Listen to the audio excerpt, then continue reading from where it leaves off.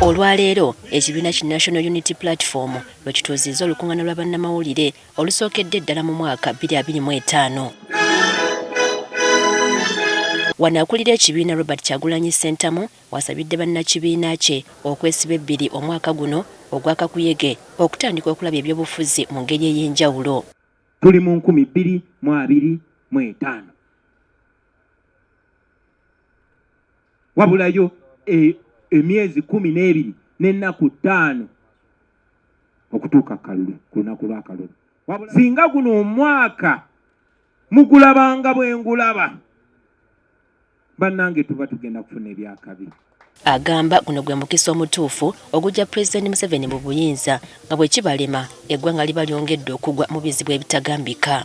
Kubanga nakibagambako nga tuyingira mu kalulu ka 2021 nabagamba nti singa tetukola kye tulina kukola, sigamba nti tetwakola kye tulina kukola, naye singa Museveni ageza n'atusimatuka naddamu natufuga emyaka 5, emyaka egyo 5 tegitegeeza kubeera bwezi na Pulezidenti mulala.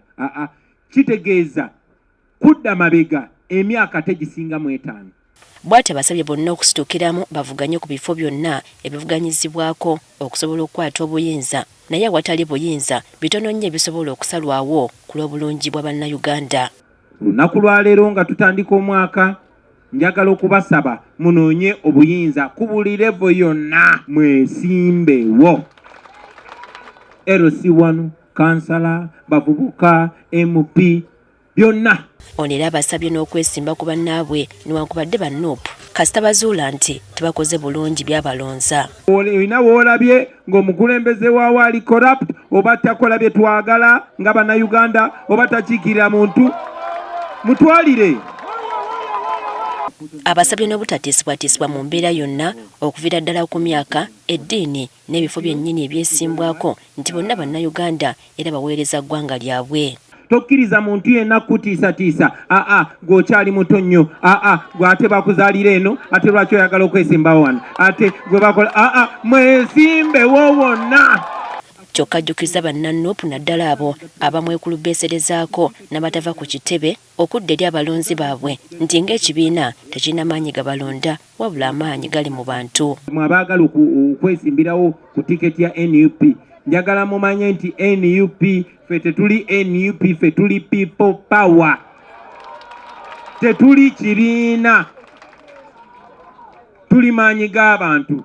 So it does not matter how close you are to the leadership of the political party, you must be closer to the people of Uganda.